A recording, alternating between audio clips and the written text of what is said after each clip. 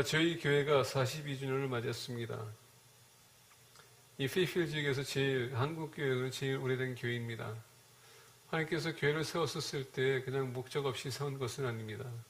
또한 그냥 사회 단체적으로 우리가 모이라고 세운 것도 아닙니다.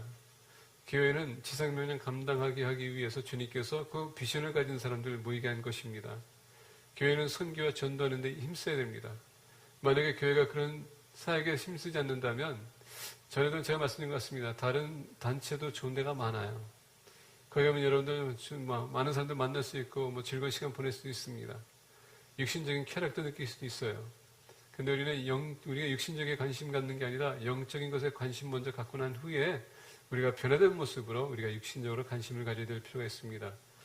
그래서 우리 교회의 비전은 저는 그렇습니다. 모든 교인이 한 번이라도 선교지에 가서 동참하는 것.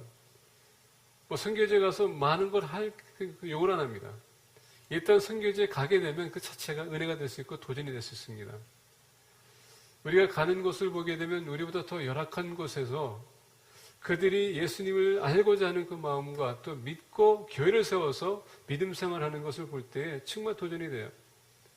근데 그 영혼에 대해서 우리 영혼에 가서 타치하면서 그 변하는 모습, 그게 더 감동이 되는 것 같습니다. 선교지 갔다 오시는 분들 보게 되면 첫 번째 가서 느끼는 것은 바로 그겁니다. 너무너무 마음이 감동이 되고 어떤 분들은 너무너무 부담이 된다고 합니다. 그게 우리의 마음이 되어야 돼요. 영혼에 대한 부담. 우리가 처음에 예수님 영접했었을 때 그런 똑같은 마음이 있었을 거예요. 이런 분이 나에게 있었을까? 내가 왜 그동안 몰랐을까? 그래서 제 비전은 하나님의 비전인 것 같습니다. 우리 모두가 선교지 한번 가서 체험하는 것. 여러분, 우리가 헌금할 수 있어요. 돈을 우리가 지불할 수 있습니다. 그것도 해야 돼요. 근데 여러분들이 선교지에 가서 그것을 직접 목격하면 그만큼 더 그 헌금이 가치가 있어요. 내가 왜 하는지 더 확신이 생깁니다. 그리고 더 할 수 있어요. 그래서 교회 주님께서 가서 제자를 삼으라고 우리에게 명령을 하신 것 믿습니다. 말씀드린 것처럼 지상명령이 없다면 제가 여기 있을 필요도 없습니다. 여러분들이 여기 나올 필요도 없어요. 희망과 소망이 없기 때문에. 누군가가 이런 데 다가가서 복음을 선포했습니다. 그들도 마찬가지로 지상명령을 감당하기 위해서 여러분들 만난 것이고 거기에 여러분 방능해서 여러분들 예수님 영접한 것이고 여러분들 구원 얻었습니다. 그렇다면 똑같은 비전을 가지고 우리도 선교사에게 동참이 됩니다. 전도하셔야 돼요. 구제하셔야 됩니다. 오늘 말씀 보면서 선교를 왜 해야 되는지 좀 보기를 원합니다. 제가 크리스티애니티 투데이라는 잡지를 보니까 거기에 한 기사가 나왔습니다. 그 기사를 힌두에 대한 그 종교 의식에 대해서 나왔습니다. 갱기의 강에 갔는데 현지인 선교사 갈깃이라는 인디언 선교사가 하루는 강지 그 강을 이렇게 걸어가면서 보는데 한 여인이 슬피 울기 시작했습니다. 왜 슬피 우는지 이 선교사님은 좀 관심을 갖고 가서 대화한 나머지 이런 스토리가 이렇습니다. 이 여인은 집안에 문제가 많았습니다. 가정에 문제가 많았고 더 나아가 본인 스스로도 죄가 많았습니다. 감당할 수 없어서 그는 강제 갔습니다. 근데 강제가 갔는데 혼자 간 것이 아니라 자기의 어린 아이를 데리고서는 갔습니다. 그러면서 이 문제를 어떻게 해결할까 고민하면서 강지는 우리가 알다시피 1년에 몇백만 명이 거기 가서 성지 순례하면서 그 강에 가서 몸을 씻으면 모든 죄가 다 씻는다라는 그런 개념을 갖고 있습니다. 그 여인이 너무나도 힘든 나머지 그 아이를 그 강을 봅니다. 그러면서 강을 보면서 이 아이를 들면서 눈물을 흘리기 시작했습니다. 그리고 한순간에 그 아기를 그냥 강에다 던져버렸어요. 강지의 신에게 바친 거죠. 자기 문제의 죄를 다 해결해달라고. 그러면서 너무 본인 스스로도 거기 환경에 너무 충격된 나머지 그리고 아이는 떨어지는 그 강에 이제 흘러나갔습니다. 나왔습니다. 너무 이제 마음이 벅차니까 가슴을 치면서 울기 시작했습니다. 그래서 무릎 꿇면서 강을 바라보면서 울기 시작했어요. 그랬더니 그때 마치 이 갈깃이라는 선교사님이 지나가다가 너무 그 광경을 보고 마음이 터치돼서 너무 마음이 아파서 찾아갔습니다. 그리고 무릎 꿇고서 물어봤습니다. 왜 우시냐고. 그 선교사님한테 얘기합니다. 우리 가정이 이렇고 이런 여러 가지 문제가 있습니다. 너무 마음이 벅찹니다. 거기다 죄가 많습니다. 이걸 해결하기 위해서 제 아들을 감기 신에다가 바쳤습니다. 근데 바쳤는데 그게 너무나도 아픈 거예요. 너무 괴로운 거예요. 만약에 그 죄가 여러분 죄가 스치는 받을 수 있다면 즐거워야 되는데, 기뻐야 되는데, 마음이 평화와야 되는데 그게 아니라 너무 괴로운 거야. 그래서 지켜보던 선교사님이 너무 안타까워서 주님을 소개합니다. 복음을 소개합니다. 주님 안에서는 제삼이 있습니다. 영생이 있습니다. 그랬더니 그 여인이 얘기합니다. 나는 이 얘기 처음 들어보는 얘기입니다. 30분 전에 당신이 저한테 그 얘기했다면 내 아들이 지금 살아있을 텐데, 30분 전에 나한테 얘기했다면 내 아들이 살아있을 텐데. 많은 사람들이 누군가가 통하여서 복음을 듣기 싶어 해요. 원해요. 그 영혼이 지금 갈망하고 있습니다.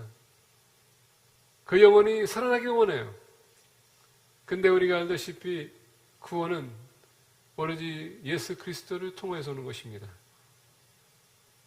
그 선교사님이 인터뷰에서 얘기합니다. 우리는 선교사가 필요하다. 당신이 그 사람이 되겠습니까? 30분 전에 당신이 내게 이 얘기했다면 내 아들이 살아있었을 텐데. 지금도요, 복음을 듣지 못하고 죽는 영혼들이 너무 많습니다. 그들이 죽기 전에 30분 전에 여러분들이 가서 복음을 전했다면 그들 또한 목숨을 끊지 않을 겁니다. 여러분들과 선교사가 되겠습니까? 오늘 본 말씀 보게 되면 사도 바울이 고린도 교회에 얘기하면서 우리가 왜 선교사에게 동참해야 되는지 아주 절실하게 간절하게 선포하고 있습니다. 같이 우리가 나누기 원합니다. 첫 번째, 우리가 왜 선교를 해야 되는지 11절부터 13절 우리가 보기 원합니다. 우리는 주의 두려우심을 알므로 사람들을 권면하거니와 우리가 하나님 앞에 알려졌으니 또 너희의 양심에도 알려지기를 바라노라. 우리가 다시 너희에게 자천하는 것이 아니요 오직 우리로 말미암아 자랑할 기회를 너희에게 주어 마음으로 하지 않고 외모로 자랑하는 자들에게 대답하게 하려 하는 것이라.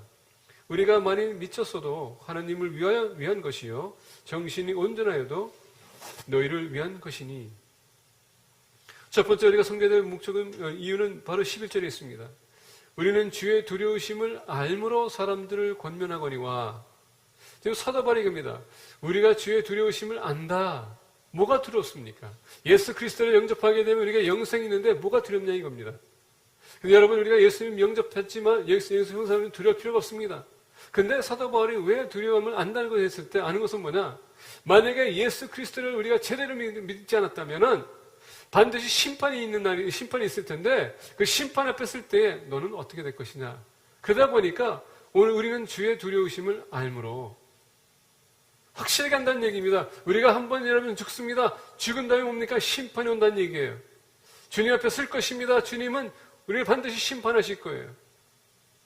오늘 본 말씀 보게 되면 우리가 다시 너에게 자천하는 것이 아니요 오직 우리로 말미암아 자랑할 기회를 너희에게 주어 마음으로 하지 않고 외모로 자랑하는 자들에게 대답하게 하려 하는 것이라. 사도 바울은 이렇게 얘기합니다. 이게 영어로 보게 되면 But are giving you an opportunity to take pride in us. 우리가 지금 주님을 위해서 얼마나 희생하고 고생하고, 지금 우리가 주님을 위해서 우리가 성경의 비전에 대해서 그리고 예수님의 죽음에 동참해서 더 나아가서 영생을 권하는 데서 얼마나 힘쓰고 있는지, 이게 수치가 아니라 이것은 자랑할 것이다 라는 얘기예요. 왜냐하면 우리 기도 믿는 사람들은요, 영원히 우리의 비즈니스예요. 육신이 비즈니스가 아니라 영원히 우리의 비즈니스입니다. 영원히 살면 육신도 살을 수 있어요. 영원히 죽으면 우리 육신도 어차피 죽는 것입니다. 오늘 많은 사람들은 지금 일시적인 것을 바라보면서 영적인 죽이고 있습니다. 우리는 육신으로 있을 수도 있고요, 없을 수도 있어요. 근데 있을 수도 있고 없을 수도 있고 우리가 어떻게 해서는 우리가 살아나갈 수 있습니다. 육신적인 차원에서. 근데 영혼은 예수 그리스도 없이는 절대 살 수가 없습니다. 그리고 끝에 가서 심판입니다. 그러다 보니까 사도 바울이 얘기합니다. 우리의 미래가 달려있고 우리가 주님 앞에 쓰게 되면 심판이 있는데 그것 때문에 우리가 지금 너희들에게 이렇게 열심히 수고했고 나머지는 예수님 영접하지 않았느냐? 거기에 대한 자부심을 가져라 이런 얘기예요. 사람들은 외모를 따질 거지만 그게 중요한 게 아니라 마음 자세가 중요하다는 얘기입니다. 그래서 이게 본 말씀 보면서 느끼게 된 것은 뭐냐면 바로 고린도후서 바로 5장 10절을 보게 되면 이렇게 얘기합니다. 이는 우리가 다 반드시 그리스도의 심판대 앞에 나타나게 되어 각각 선악간에 그 몸으로 행한 것을 따라 받으려 함이라. 자, 우리가 요한복음 계시록 보게 되면 이제 여러분 모든 것이 끝나고 말세가 정말이 다 끝나고 이제 우리 모든 영혼들이 주 앞에 쓸 것입니다. 그 쓴 앞에서 책이 두 권이 펴져 있을 텐데 하나는 인류에 대한 모든 사람들의 이름이 기록되어 있고요. 하나는 모든 예수 그리스도 영접한 사람들의 이름이 기록되어 있는 책이 있습니다. 여러분 인류에 거기 기록된 모든 이름은 뭡니까? 여러분들이 어떻게 살아왔는지에 대한 기록된 책이에요. 거기에서 여러분의 모든 죄와 선한 것을 다 본다는 얘기입니다. 거기에 대한 심판을 받는다는 얘기예요. 근데 이 옆에 있는 또 다른 책은 뭡니까? 생명의 책입니다. 예수 그리스도를 믿는 사람들은 지금 지옥이나 천국의 그 심판이 아니라 우리가 믿는 사람으로서 주님을 위해서 우리가 헌신하고 희생했던 것에 대한 보상을 받는 책이란 얘기예요. 이 책이 없는 사람들은 다 지옥으로 떨어지는 것입니다. 지금 사도 바울은요, 그것을 보면서 지금 우리에게 얘기하는 거예요. 우리가 앞으로 심판받을 텐데 너희들은 그 심판을 받는 데 있어서 어떤 답을 너희들은 듣기를 원하느냐. 우리는 여기서 여러분 열심히 산다고 할 수 있어요. 우리 주장할 수 있습니다. 근데 여러분의 삶이 하나님에게 처방한 데 살지 않는다면 심판답했을 때 우리는 그냥 저주받는 심판이에요. 그거를 알고 있다는 얘기입니다. 그 두려운 날.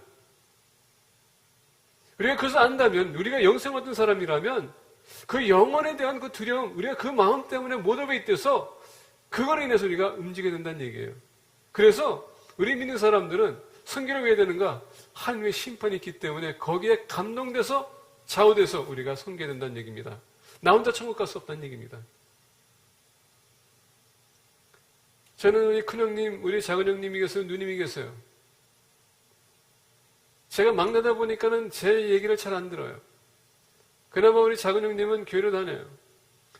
우리 누님도 이제 간다고 하지만은 지금 아직도 마음이 안 내키는 것 같아요.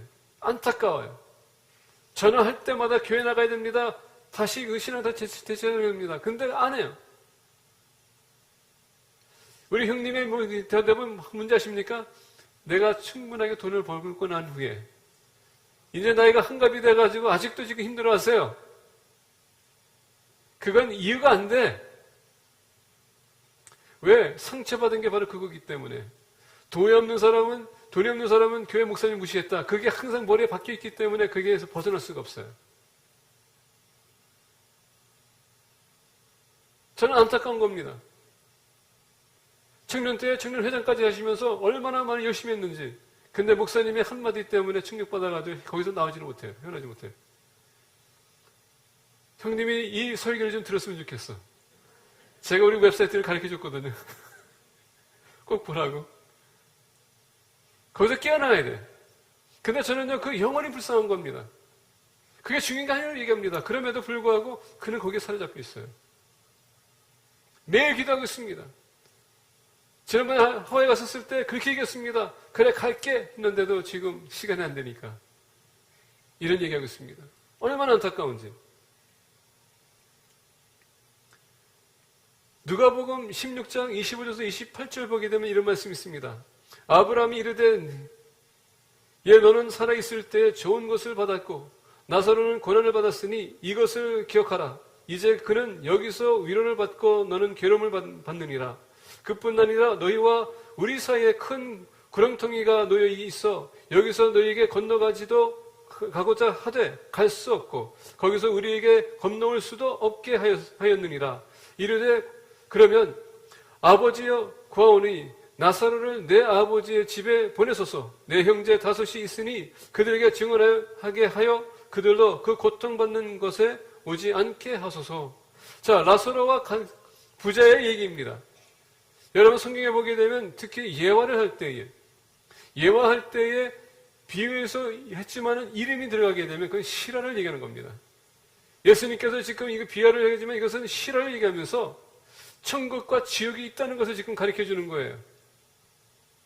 근데 라사로는 어떻게 했습니까? 아브라함과 함께 있습니다. 천국에 있다는 얘기예요. 근데 부자는 지옥에 떨어졌습니다. 어떻게 할까? 본인은 다시 돌아가서 형들한테 가리고 싶은데 그게 안 되는 겁니다. 라사로를 다시 보내는데 안 됩니다. 그러면서 29절 보게 되면 이렇게 얘기해요. 아브라함이 이르되 그들에게 모세와 선지자들이 있으니 그들에게 들을지니라. 말씀이 있기 때문에 그 말씀 들으면 그들이 해결될 텐데 받아들이지 않으면 절대 있을 수 없다는 얘기예요. 그건 무슨 얘기냐? 지금 예수님께서 천국과 지옥이 있는데 이 천국과 지옥은 누군가가 전달이 된다는 얘기입니다.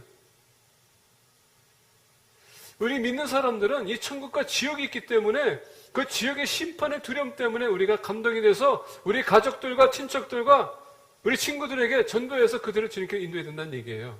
그 심판이 때문에. 선교는 주님의 심판이 있기 때문에 우리가 선교하는 것입니다. 그 영혼을 불쌍히 여기고 그들을 하늘나라에 옮기게 우리가 하나님 만나게 해야 되기 때문에 요새는 그런 문구를 많이 씁니다. 나 혼자 갈 수는 없잖아요. 나 혼자 갈 수는 없잖아요. 메르세디스 벤츠 회사에서 처음으로 차를 디자인했는데 그것은 뭐냐? 만약에 벽을 부딪히게 되면요, 그 샥 업솔브하는 그런 패턴, 그 기술을 개발했다고 합니다.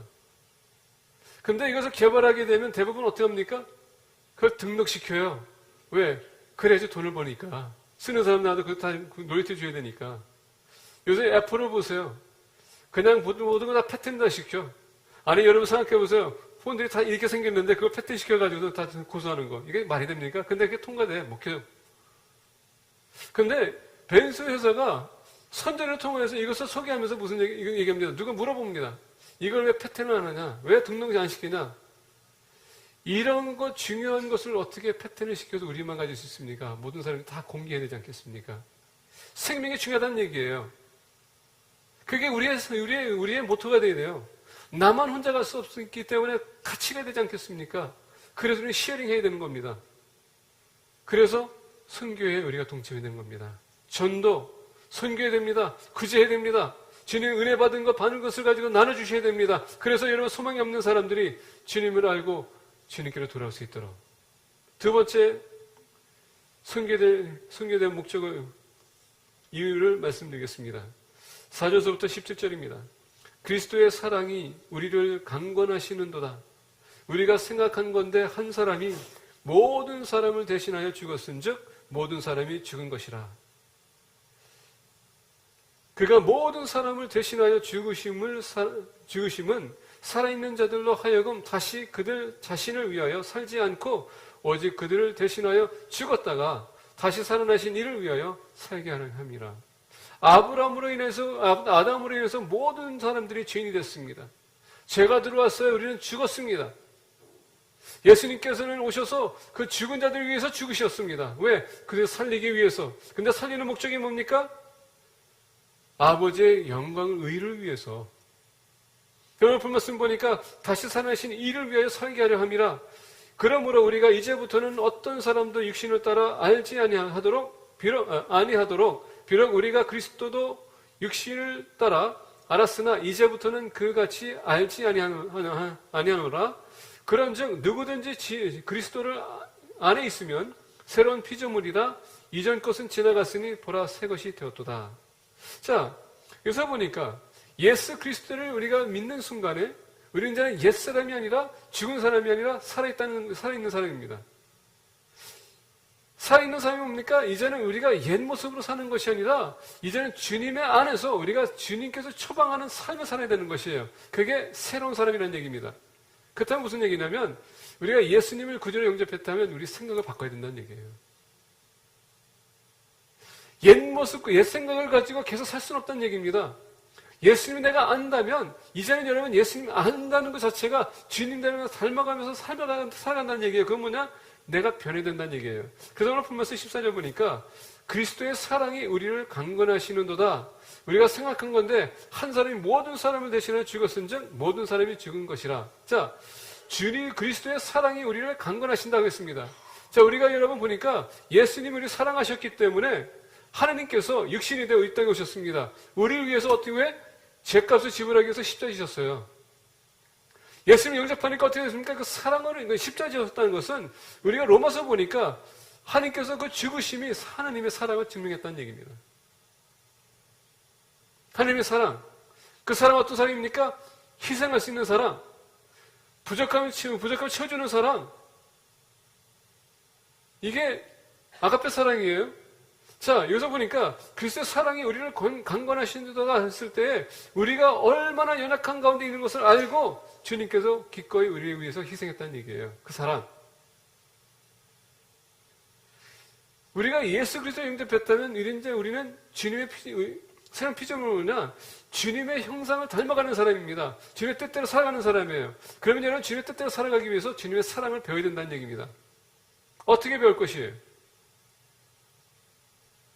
우리가 조금 더 희생하고 조금 더 여러분 헌신하고 주님 위해서 우리가 움직이게 되고 지상명을 감당하는 데 있어서 사랑이 없이는 절대 지상명을 감당할 수 없다는 얘기입니다.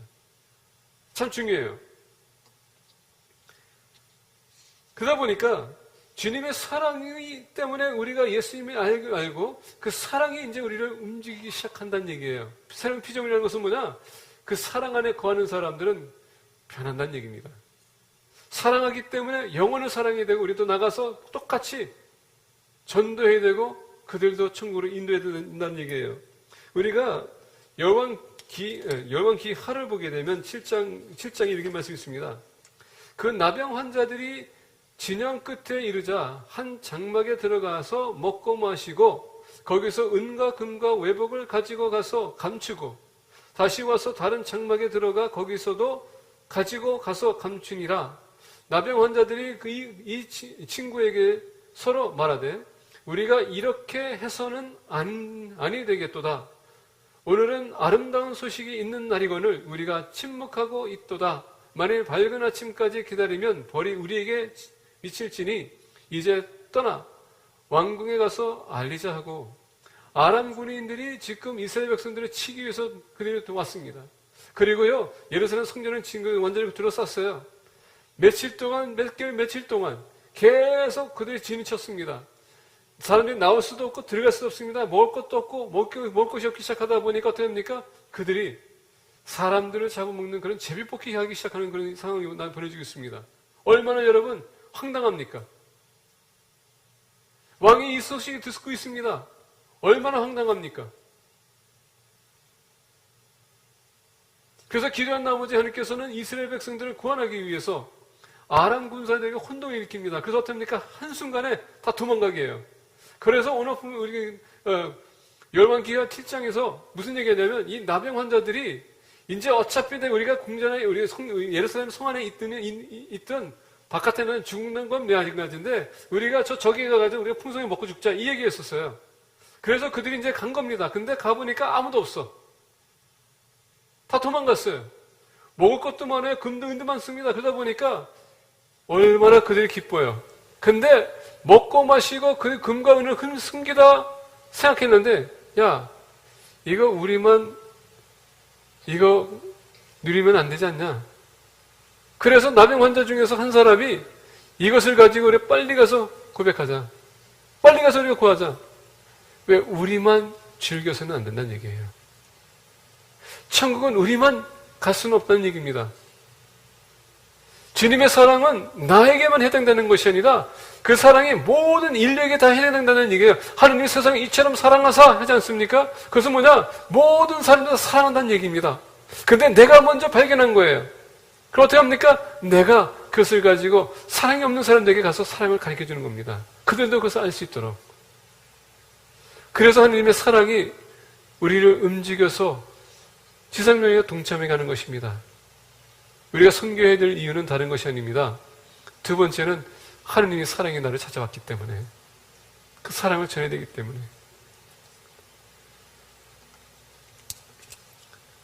제가 신학교 처음 갔었을 때 얼바나라는 컨퍼런스가 있었습니다. 그 얼바나 컨퍼런스는요 초창기에 선교사 두 사람이 어떻게 하면 우리가 더 효과적인 삶을 살 수 있을 것인가. 그들은 원래 비즈니스맨들이었었거든요. 그래서 하루 생각한 나머지 그들 다 팔아가지고 성경책을 가지고 성경책을 나눠주자. 그런 사역을 시작한 게 원래 얼바나 컨퍼런스입니다. 지금 매년마다 지금 계속적으로 모임이 많아지고 있고, 제가 처음 갔었을 때에 세계 선교사님들이 와가지고 선교 세미나를 하는 것입니다. 어떻게 하면 효과적인 선교를 할 것인가. 그리고 창설자가 와가지고 얘기합니다. 그 영혼이 너무나도 여기에서 나는 기꺼이 모든 것을 팔고 성경 한 권이라도 내가 전달하기 위해서 이 모임을 움직이기 시작했습니다. 얼마나 아름답습니까? 조금 더 희생해서 한 영혼이라도 구원하기 위한 그 비전. 지금 수천 명, 수만 명이 이 올바나의 컨퍼런스에 참여합니다. 그게 하나님의 사랑 때문에. 저를 전도해 주신 김성희 집사님께서 얘기합니다. 제가 나중에 물어봤어요. 왜 집사님 저희 어머님 찾아왔습니까? 왜 우리 어머님을 전도하십니까? 했더니 어머님을 사랑하는 것보다도 그 영혼을 사랑하기 때문에. 어머님은 건지지 않고 저를 건졌다고 얘기하더라고요. 그게 중요한 거예요. 선교는 하느님의 사랑을 우리가 받고 있기 때문에 그 사랑을 전하기 위해서 선교하는 것입니다. 세 번째 보겠습니다. 18절에서도 19절입니다. 모든 것이 하나님께로서 났으며 그가 그리스도로 말미암아 우리를 자기와 화목하게 하시고 또 우리에게 화목하게 하는 직분을 주셨으니 곧 하나님께서 그리스도 안에 계시사 세상을 자기와 화목하게 하시며 그들의 죄를 그들에게 돌리지 아니하시고 화목하게 하는 말씀을 우리에게 부탁하셨느니라. 여러분 말씀 보니까 주님의 화목, reconciliation은요 다시 연합하다는 뜻이에요. 갈라졌었지만 이제 다시 회복하는 것입니다. 근데 오늘 말씀 보게 되면 모든 것이 하나님께서 났으며, 자 그래서 우리가 참 중요시 모든 것이 하나님께서 났다는 얘기입니다. 우리가 알다시피 세상을 하나님께서 모든 걸 창조하셨다고 했습니다. 그러면 여러분 그 창조 세계에 우리도 거기에 포함되어 있는 거예요. 자, 모든 것이 하나님께서 났으며 그가 그리스도로 말미암아 우리를 자기와 화목하게 하시고, 자, 한때는 우리가 하나님과 함께 있었습니다. 아담으로 인해서 죄를 범하면서 죄가 임하면서 어떻습니까? 사람과 하나님의 관계는 깨졌습니다. 그럼에도 불구하고 하나님께서 얘기합니다. 내가 너 모든 것을 다 만들었다고 합니다. 자, 그 하나님은 그 관계를 거기서 끝내는 것이 아니라 계속 유지하기 위해서 이미 구원 계획을 세웠습니다. 그래서 하와를 통해서 어떻게 합니까? 너의 씨를 인해서 하나님께서 역사하시겠다는 것입니다. 그게 바로 예수 그리스도예요. 이미 창세부터 하나님께서는 이 구원 계획을 세우기 위해서 이미 하나님께서는 조치를 세웠다는 얘기입니다. 그만큼 하나님은요 우리와 이 관계를 그만큼 사모하고 하나님께서 다시 화목하기를 원한다는 얘기입니다. 그러다 보니까 하나님께서 그것을 계속적으로 지금 시도하고 있어요. 우리는 계속 그것을 어렵게 하고 있지만 그 뒤에서 하나님 섭리 가운데서 하나님 지금 계속 움직이고 계신다는 얘기입니다. 이게 참 중요한 것 같아요. 그러면서 얘기합니다. 세상을 자기와 화목하게 하시며 그들의 죄송합니다. 그가 그리스도로 말미암아 우리를 자기와 화목하게 하시고 또 우리에게 화목하게 하는 직분을 주셨으니, 자, 우리가 하느님과 화목할 수 있는 유일한 길은 뭡니까? 바로 예수 그리스도라는 얘기예요. 예수님께서 뭐라고 했습니까? 아버지께로 가는 것은 오로지 나를 말미암은 것은 갈 수 없다고 합니다. 참 중요한 것 같아요. 그렇다면은 우리가 요한복음 1장을 보게 되면 그 하나님이 바로 육신이 되어 우리와 함께 하셨다고 했습니다. 바로 주님이세요.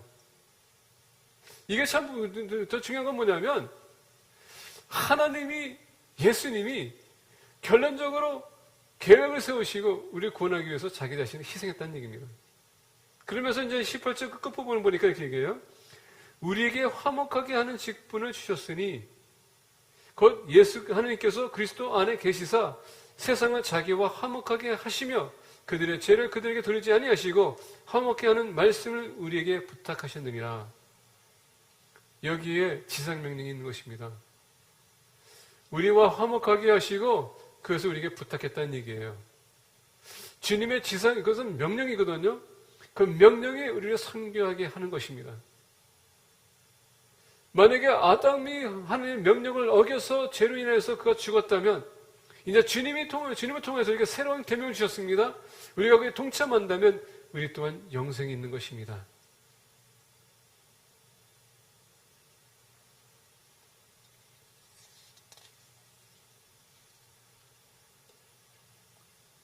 마태복음 28장 18절에서 20절 보게 되면 그러므로 너희는 가서 모든 족속을 제자로 삼아 아버지와 아들과 성령의 이름으로 침례를 주고 내가 너희에게 분부한 모든 것을 가르쳐 지키게 하라. 볼지어다 내가 세상 끝날까지 너희와 항상 함께 있으리라 하시니라. 가장 핵심적인 것은 제자를 삼으라는 것입니다. 그렇게 하기 위해서 가라는 얘기예요. 지상명령은 바로 가서 제자를 삼으라는 것입니다. 이건 명령입니다. 오늘 본 말씀 19절 보니까 화목하게 하는 말씀을 우리에게 부탁하셨느니라. 여러분들 그 명령을 받으셨습니다. 아담처럼 불순종할 것입니까? 아니면 순종할 것입니까? 여러분들에게 달려있어요. 주님의 지성명령이 우리를 감동시켜서 순교하게 하는 것입니다. 우리의 사명이 그 요구합니다. 마지막으로 오늘 본문에서 20절과 27절에 보니까 이렇게 얘기합니다. 그러므로 우리가 그리스도를 대신하여 사신이 되어. 네 번째는 우리가 주님의 사신, 앰베서더이기 때문에, 대사이기 때문에 우리가 선교해야 된다는 얘기입니다.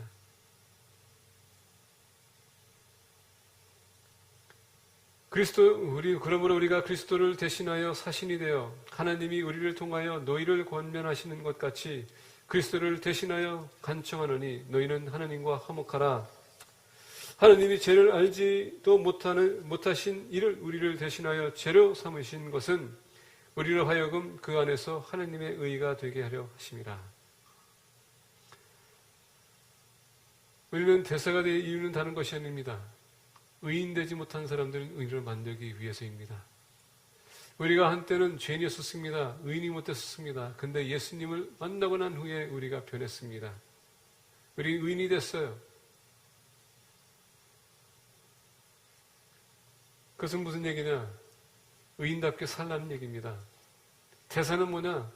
주님의 나라를 대표하는 것입니다. 우리를 통하여서 주님이 나타나야 돼요. 다른 것 없습니다. 근데 문제는 뭐냐? 오늘 교회가 욕 먹고 있습니다. 무슨 욕을 먹고 있냐? 주님의 모습을 나타내야 되는데 그게 아니라 인본주의에 지금 너무 빠져 있습니다. 세습이 있습니다. 목사님들은 자기의 펜션이나 이런 것을 위해서 지금 싸우고 있습니다. 교회 안에 권력을 휘두르고 있습니다. 장로님들은 목사님들을 어떻게 해서든 쫓아내고자 하는 그런 계획들이 있습니다. 세상에서 볼 수도 없는 것이 교회 안에 있습니다. 그래서 요새 대화는 뭡니까? 싸움 보려면 교회로 가라. 이 얘기예요.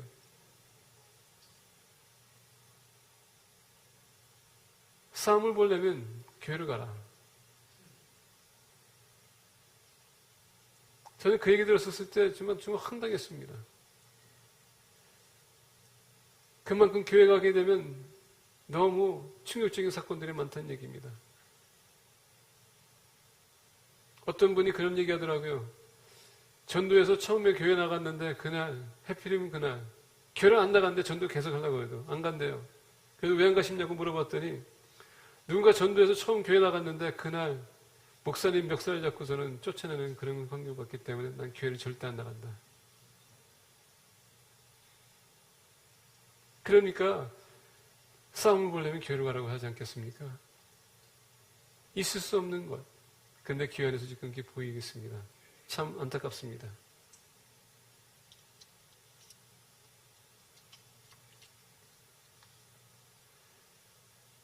교회는요, 예수 그리스도의 형상을, 그 모습을 나타내는 것이 바로 교회예요. 여기는 의인들이 모이는 곳입니다. 의인들은요, 세상적인 말과 행동을 해서는 안 됩니다. 물론 우리가 육신적인 연약함이 있어요. 근데 여러분, 절제가 필요한 것입니다. 근데 그런 사건들이 지금 계속 벌어지고 있어요. 우리는 예수 그리스도의 사신이 되어야 되는데 그게 아니라 사탄의 사신이 될 때가 너무 많아. 근데 우리가 전도하고 선교하게 되면 그 전도와 선교가 되니까 그런 모습들을 우리가 커버해줘요. 이상하게도 내가 막 화를 나가도 내가 아는 사람이 보게 되면 어떻게 합니까?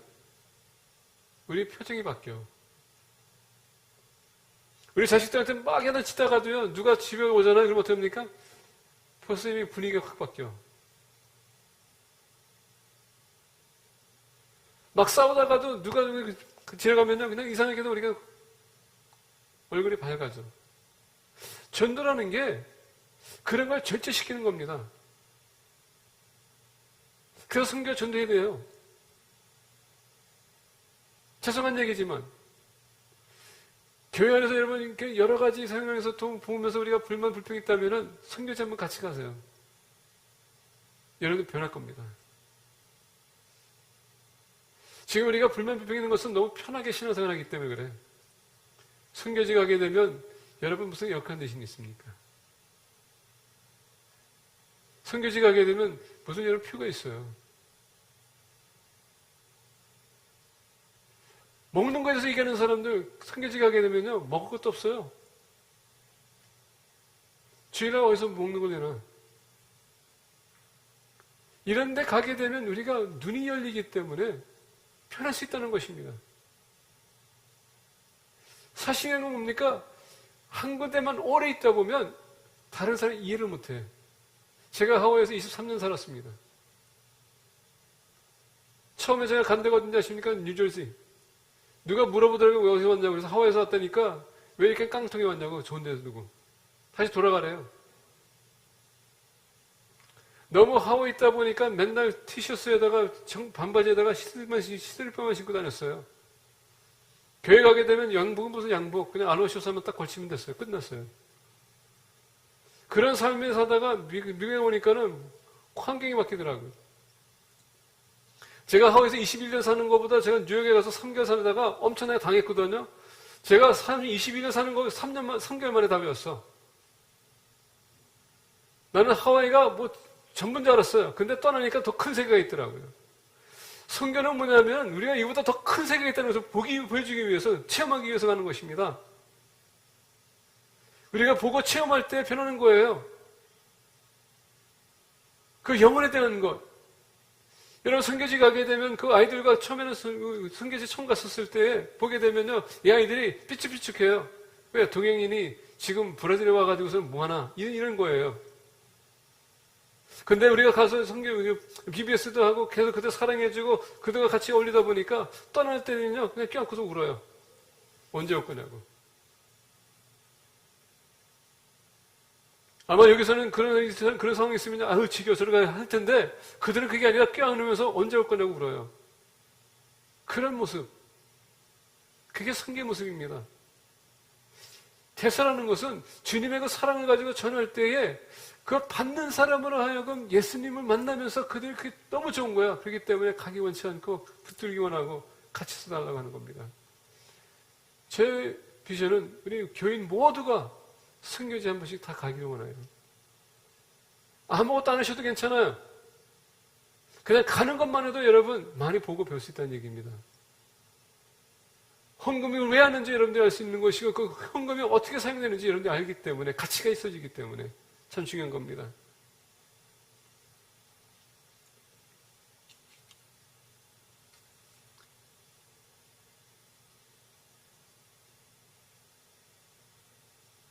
우리가 사도행전 16장 9절부터 10절 보면 이런 말씀이 있습니다.